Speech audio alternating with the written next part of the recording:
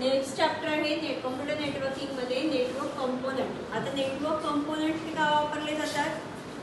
आपण नेटवर्किंग साठी ज्या ज्या डिव्हाइसचा वापर करतो त्या डिव्हाइसची माहिती आपण याच्यामध्ये बघणार आहोत। नेटवर्किंग साठी आपण काय वापरतो? मुख्यतः आपल्याला जर कॉम्प्युटर नेटवर्क मध्ये आणायचं असेल तर आपण काय यूज करणार?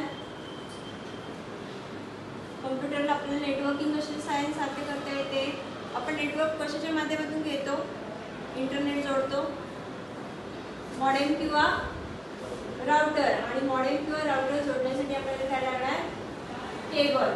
म्हणजे केबल, मॉडेम, राउटर किंवा या ठिकाणी डीएसएल मॉडेम, ब्रॉडबँड मॉडेम आणि त्या ठिकाणी फायरवॉल। ॲक्च्युअल आता नेटवर्क फिजिकल कंपोनेंट कुठले? मॉडेम, राउटर, स्विच, त्यानंतर वायरलेस ॲक्सेस पॉइंट, हे सगळे काय आहेत? Different network component. आता या ठिकाणी नेटवर्क कंपोनेंट मध्ये फर्स्ट येतं NIC, that is network interface card.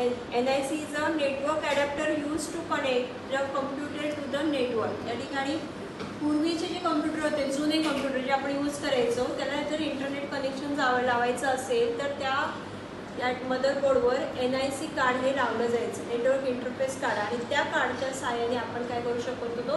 इथरनेटची किंवा नेटवर्किंगमध्ये कम्प्युटर आणू शकत होतो। त्याला नेटवर्क इंटरफेस कार्ड असं म्हणतो। त्यानंतर आता या ठिकाणी वायर्ड NIC आणि वायरलेस NIC दोन प्रकारचे NIC आहेत। म्हणजे कार्ड जे आहे ते दोन प्रकारचे आहेत। वाया आपण ब्लूटूथ किंवा वायफायद्वारे देखील नेटवर्किंग करतो, किंवा त्या ठिकाणी वायर म्हणजे इथरनेटच्या सहाय्याने देखील नेटवर्किंग करतो। नेक्स्ट आहे हब।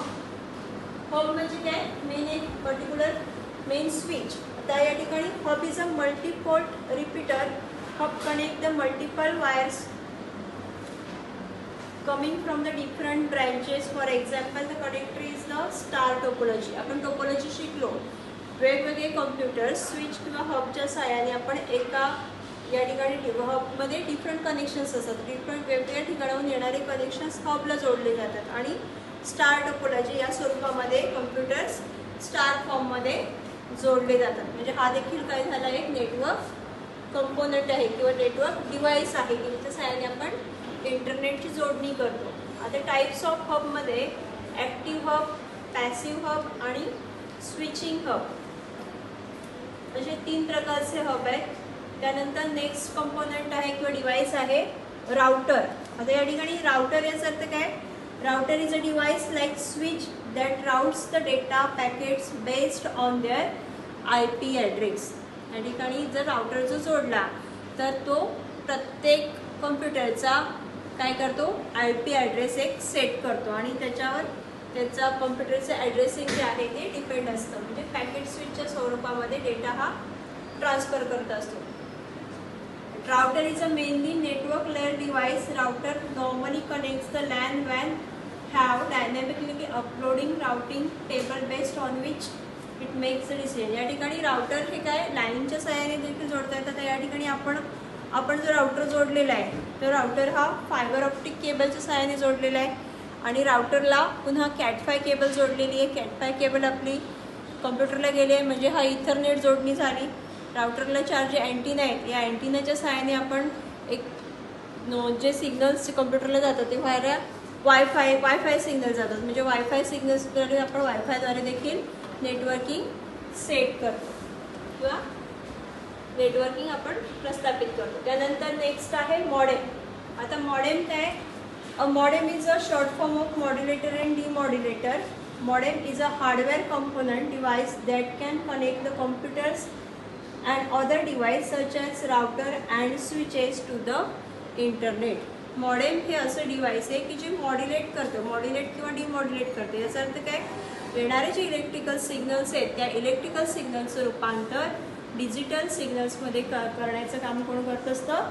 मॉडेम। आणि हे मॉडेम राउटर किंवा स्विचला देखील जोडलं जातं। त्यानंतर नेक्स्ट आहे स्विच।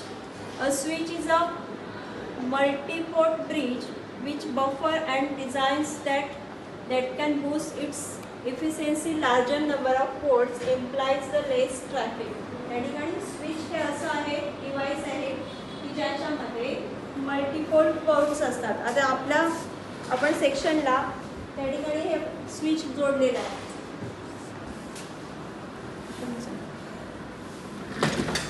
हे स्विच जोडलेले आहे. तर या स्विचला मल्टिपल पोर्ट्स आहे. मल्टिपल पोर्ट्स याचा अर्थ काय, एकापेक्षा अनेक आहेत. म्हणजे या ठिकाणी राउटरला आपण फॉर एक्झाम्पल बघितलं तर या ठिकाणी फक्त एक इनपुट आहे आणि 2च आउटपुट आहेत. म्हणजे आपण 2 ठिकाणी कनेक्शन देऊ शकतो. पण स्विचला मल्टिपल पोर्ट्स आहेत, खूप सारे पोर्ट्स आहेत. म्हणजे किती अनेक कम्प्युटर आपण एका लॅनिंगमध्ये आणू शकतो.